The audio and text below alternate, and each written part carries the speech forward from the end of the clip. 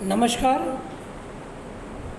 भारत का भूगोल की इस क्लास में एमए उत्तरार्ध के सभी विद्यार्थियों का पुनः स्वागत। इससे ठीक पूर्व जो वीडियो हम बना रहे थे, हम बात कर रहे थे उसमें भारत में विविधता और भिन्नता और उसका एकता के साथ सामंजस्य, अर्थात विविधता में एकता। उसका पिछले वीडियो में हमने उच्चावचीय, संरचनात्मक, जलवायुवीय, अपवाह संबंधी विभिन्न भिन्नताओं के बारे में बात की थी। अब दूसरे वीडियो में हम बात करेंगे वानस्पतिक विविधता, मृदा संबंधी विविधता, कृषि संबंधी, खनिज संबंधी और जलीय आवश्यकता संबंधी विविधता। यदि हम वनस्पति की बात करें तो कोई अतिशयोक्ति नहीं होगी। संसार में जितने भी प्रकार की वनस्पतियाँ पाई जाती हैं, कमोबेश भारत में वो सभी वनस्पतियाँ भारत में पाई जाती हैं। यदि हम मरुस्थलीय वनस्पति की बात करें तो पश्चिमी भारत में राजस्थान का थार मरुस्थल मरुस्थलीय वनस्पति से भरा हुआ है। यदि हम वर्षा वनों की बात करें तो भारत में भी ऐसे बहुत सारे इलाके हैं जो प्रचुर वर्षा वनों सदाबहार साल भर हरे रहने वाले वन हैं। यदि हम उत्तर मैदानों भाग की बात करें तो वहाँ भी विशेष प्रकार की जलवायु और उसी अनुरूप कृषि संबंधी विविधताएं और वनस्पति की विविधता है। बहुत सारे वन्य जीव अभयारण्य, बहुत सारे वन उपज पर आधारित उद्योग भारत में प्रमुखता से संचालित हैं। जैसे उदाहरण के दूँ, तेंदुपत्ता उद्योग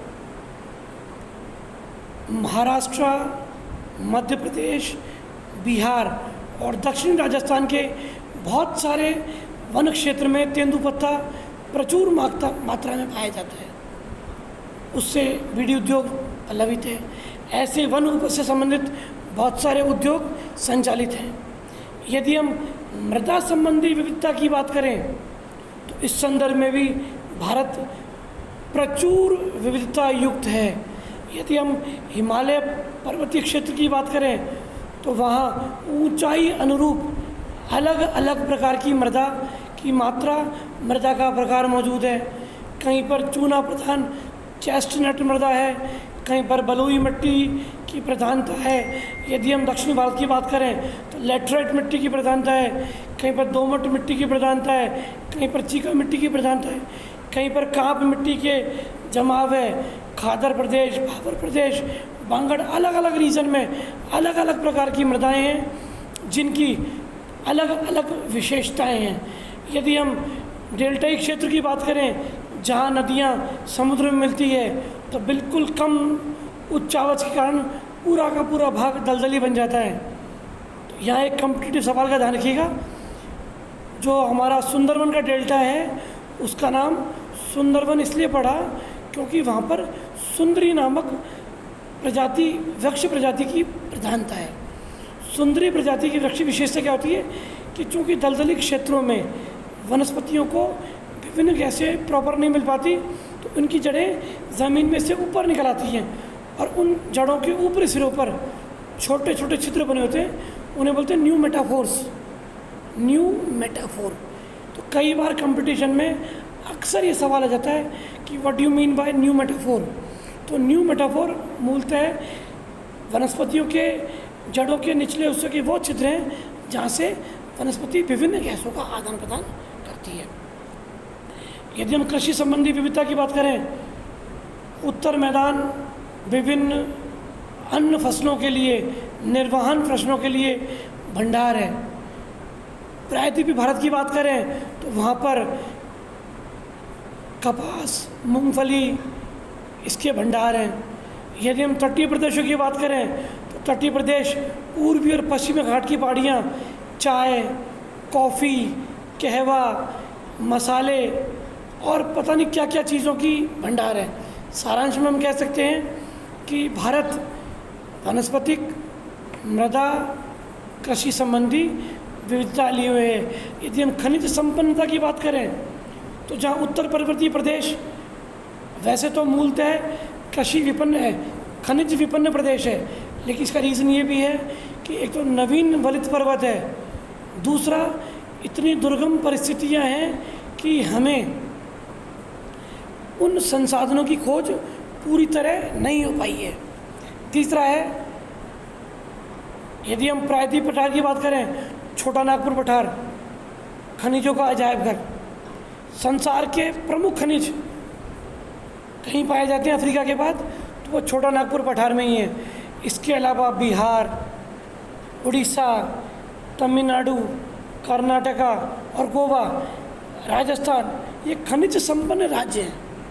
ये नहीं कि और राज्यों में खनिज नहीं है, हर राज्य की विशेषता है। यदि मैं बात करूं, राजस्थान का नागौर टंगस्टन की विश्व की चुनिंदा खान कहीं है तो उनमें से हमारा भारत का राजस्थान का नागौर शहर भी है। कुछ मात्रा में खनिज टंगस्टन चाइना में पाया जाता है। सोना, कोलार माइंस कर्नाटका की सोने के लिए प्रसिद्ध है। यद्यपि अब सोने की मात्रा धीरे धीरे कम हो रही है और उसका निकालने का खर्चा ज़्यादा बढ़ रहा है, लेकिन विशेषता है, हम बात करें जलीय आवश्यकता संबंधी विविधता, चूँकि भारत विविध जलवायु वाला क्षेत्र है।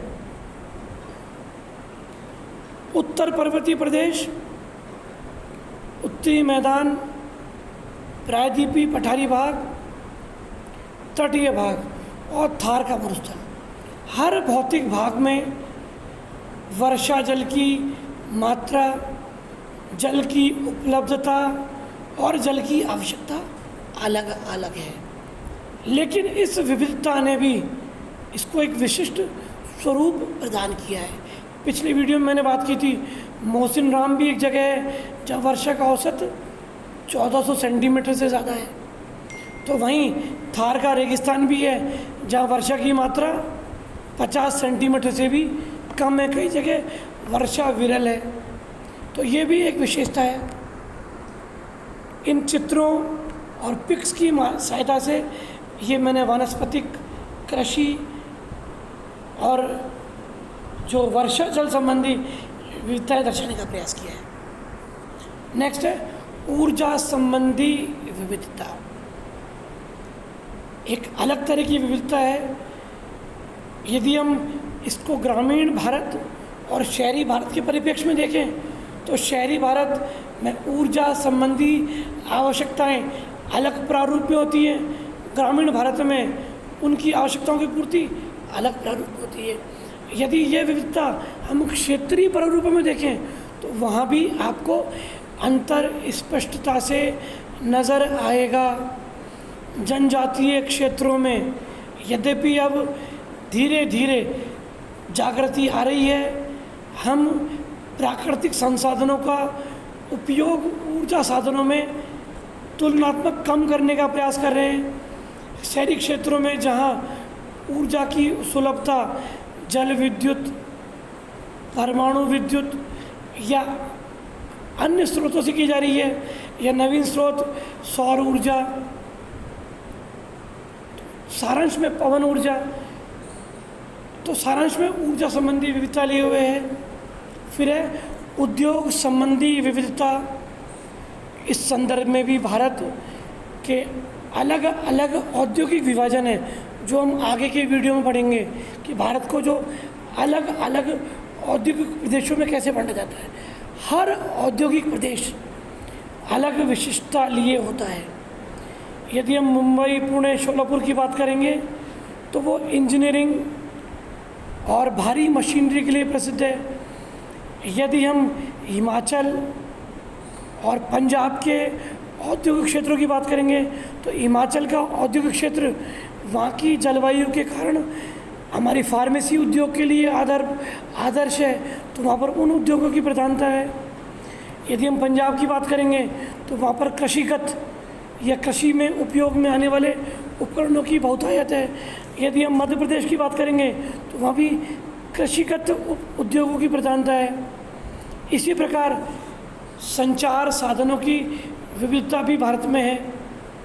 हर जगह ग्रामीण हो, शहरी हो या प्रादेशिक भिन्नता हो, संचार संबंधी विविधता भी भारत की विशेषता है। यदि हम आवागमन साधन संबंधी विविधता की बात करें तो आपको कहने में अतिशयोक्ति नहीं होगी। उत्तर पर्वतीय प्रदेश की बात करेंगे तो वहाँ रेलों का जाल इतना ज़्यादा नहीं होगा। यदि हम मध्य और दक्षिण भारत की बात करें तो वहाँ पर रेलों का जाल है। तटीय भारत की बात करें तो वहाँ पर आवागमन का साधन जल से संबंधित होगा। कहने का तात्पर्य आवागमन संबंधी साधन में भी प्रादेशिक भिन्नता है। अगली है जनसांख्यिकीय विविधता। ये कहना अतिशयोक्ति नहीं होगी। भारत विविधताओं का अजायब घर है। बोली, भाषा, खान पान, ऊर्जा, हमारी बोली शैली, हर चीज़ में विविधता है। लेकिन ये विविधता कहीं ना कहीं हमें जोड़ रही है, हमें एक बना रही है। अब इस नक्शे में देखिए, अलग अलग चित्रों द्वारा इस नक्शे को आबद्ध किया गया है। ये क्या बताना चाह रहा है कि विविधता है लेकिन ये विविधता एकता से सराबोर है। एक छोटा सा पिक्चर दिखाया गया है। एक रेल पर सैकड़ों लोग बैठे हैं। है ये प्रतीकात्मक, लेकिन आवागमन के कुछ साधन बड़े सीमित भी हैं। लेकिन देखो आप, मेट्रो कुछ बड़े शहरों में, दिल्ली, मुंबई, जयपुर, अहमदाबाद, ऐसे कई शहर हैं, कलकत्ता वगैरह में, जहाँ पर आधुनिक मेट्रो या ट्राम वगैरह का प्रचलन है। और ज़्यादा जाएं तो ये एक अंतिम पिक्चर में देखिए, हवाई जहाज, जल यातायाती साधन, भारत में इसमें भी बहुत विविधता है। अब यदि हम भिन्नत्व की बात करें तो ये एक तो होगा विश्व के संदर्भ में और एक होगा महाद्वीपों के संदर्भ में। विश्व के संदर्भ में भी भारत बिल्कुल विशिष्ट है। अतिशयोक्ति नहीं होगी कि भारत को विश्व के अंदर एक छोटा विश्व माना जाता है। भारत को उपमहाद्वीप की संज्ञा दी जाती है। क्यों? सभी प्रकार की जलवायु, सभी प्रकार की वनस्पति लगभग भारत में पाई जाती है। जल, वन्यजीव और जैव संबंधी विविधता भारत में पर्याप्त है। यदि भारत के महाद्वीप की बात करें तो सेम वही की वही भिन्नता महाद्वीपों के संदर्भ में भी है। लेकिन इन सभी विविधताओं और भिन्नताओं को हम समग्र रूप से देखें तो जो विशद रूप हमारे सामने आता है वह लगभग निम्न अनुसार है। भारत विश्व का संपूर्ण क्षेत्र का मात्र 2.4 क्षेत्र धारित किए हुए है। लेकिन यदि हम बात करें तो कुल जनसंख्या का करीब 20% भाग भारत में निवास करता है। यदि हम अन्य समीपस्थ या दूरस्थ क्षेत्रों से तुलना करें तो भारत में कुल भूभाग का लगभग 85% भाग उपयोग में लाया जा रहा है। इसकी तुलना यदि हम अमेरिका और चीन से करें तो ये बहुत ज़्यादा है। चीन का एरिया बहुत ज़्यादा है, लेकिन वहाँ कुल भूभाग का लगभग 35% ही उपयोग में लाया जाता है। हमारा संपूर्ण क्षेत्र भूमध्य रेखा के उत्तर में है। उत्तरी भाग समशीतोष्ण कटिबंधीय है, वहीं दक्षिणी भाग उष्ण कटिबंधीय है। संपूर्ण क्षेत्र मानसूनी जलवायु के प्रभाव क्षेत्र में है। भूवैज्ञानिक दृष्टिकोण से भी यह क्षेत्र विविधता लिए हुए है। उत्तरी मैदान जहाँ नवीनतम मैदान है, वहीं दक्षिणी प्रायद्वीपीय भाग अत्यंत प्राचीन है। अत्यधिक अक्षांशीय विस्तार के कारण धरातलीय और जलवायु भी भिन्नताएँ पाई जाती हैं। ये उदाहरण मैं पहले भी दे चुका कि पश्चिमी राजस्थान में औसत 12 सेंटीमीटर है, वहीं पूर्व में 1400 सेंटीमीटर से ज़्यादा। विभिन्न धर्म, संप्रदाय, जाति, भाषा, शैली, बोली, सांस्कृतिक सामाजिक रीति रिवाज, सुंदरतम भवन निर्माण प्रारूप, जैसे आगरा का ताजमहल, जयपुर का हवा महल, बीजापुर का गोल गुंबज, मीनाक्षी मंदिर, रामेश्वरम का लंबा दालान, ये अपने आप में स्कल्पचर के बहुत बेहतरीन उदाहरण हैं। इन्हीं जैसी असंख्य भिन्नताओं के आधार पर विद्वानों ने से उपमहाद्वीप क्या है। वैसे यह कथन उतना ही सत्य है कि भारत जैसे विशाल क्षेत्रफल वाले प्रदेश में जलवायु भी है, वानस्पतिक, निवासी, रंग रूप, खान पान, संस्कृति में अंतर पाया जाना स्वाभाविक है।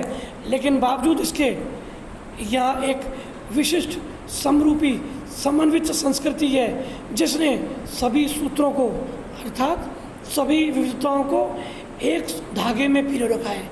इसी कारण संपूर्ण भारत में सर्वव्यापी एकता के दर्शन होते हैं।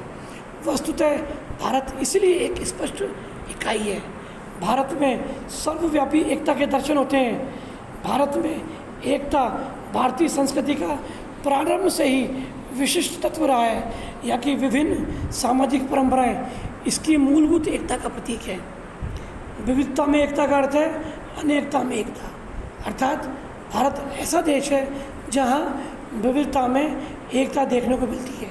ये बहुत स्पष्ट है क्योंकि अपने धर्म के लिए एक दूसरे की भावनाओं और भरोसों को बिना आहत किए कई धर्म, नस्ल, संस्कृतियाँ और परंपराओं के लोग एक साथ मिलजुल कर साथ रहते हैं। एक श्लोक भी है, हिताय आर्य हिताय अनार्य, हेताय द्राविड़ चीन शक हूण दल मोगा पठान मुगल एक दह हालुइन।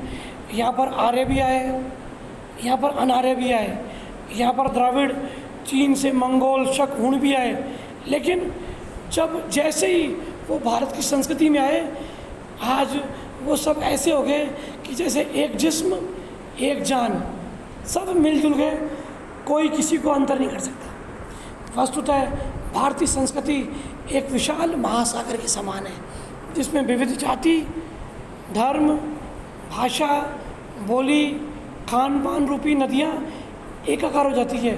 शायद यही विविधता में एकता है। धन्यवाद।